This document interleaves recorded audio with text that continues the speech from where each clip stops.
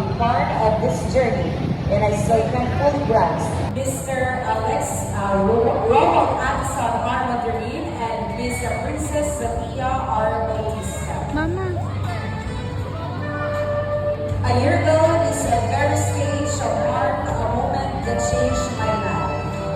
I was blessed to wear this crown and carry the title of Little Mr. Colegio San Celia Miss 2025 under the CSGA Foundation.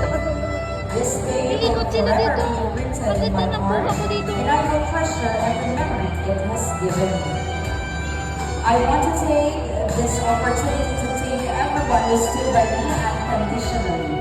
To my mentor, Sir Jeremy Esteban, no words can fully express how thankful I am for your unwavering support. To my alma mater, Colegio San Celia Alaminos, to our principal, Marina and Braga, our school president, Father Melchor Braga, and our school executive vice president, Sister Esperanza Bispo. Without your guidance and support, I would not be here tonight. To my friends and former classmates, thank you for being with me every step of the way.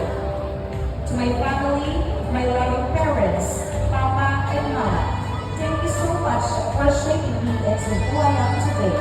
Thank you for your unwavering love, constant support, encouragement, and patience.